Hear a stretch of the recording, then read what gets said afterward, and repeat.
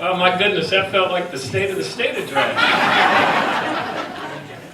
Shaking hands down the aisle. It's great to see all of you. How are you this morning? Great. Good. It's a beautiful morning, isn't it? I've never seen a better one.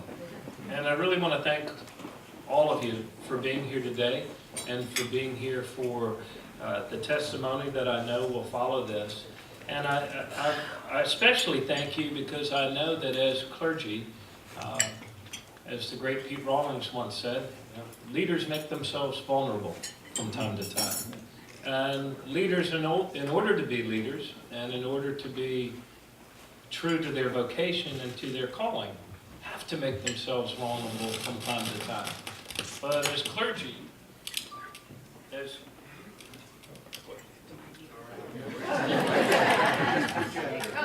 Speaking of vulnerability. Speaking of vulnerability, but as clergy, some of you, depending on, I don't know each of your congregations as you do, but some of you have to make yourselves a lot more vulnerable than others among us. And so for that courage, I thank you. For that faith, I thank you. And for that faith in action, I thank you. We are a great and compassionate people. We are a fair people. And we are people who also understand, since the first days of our founding as a state, the importance of religious liberty. And at the heart of religious freedom, at the heart of religious liberty in our state and in our country, is a respect for the freedom of individual conscience. Indeed, without a respect, without equal respect for all, there is no freedom of religion. So I see, and I think you see as well, just how intertwined these two issues of respect for individuals and individual conscience and respect for religious liberty actually are.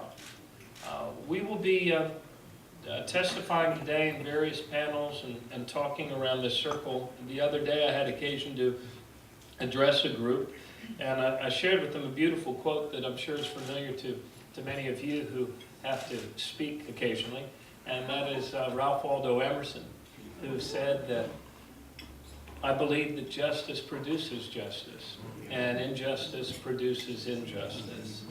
And the same is true of this campaign, of this discussion, of this becoming, if you will, all of us together, becoming the people that we aspire to be. If we use language of love and language of understanding and language of compassion, it will produce results of love, and it will produce results of understanding, and it will produce results of compassion. I'm very, very honored to be able to serve you. I'm very honored and very blessed to be able to serve the people of our state, of One Maryland, where every individual is needed and where we respect the dignity of every individual. Thank you all very, very much.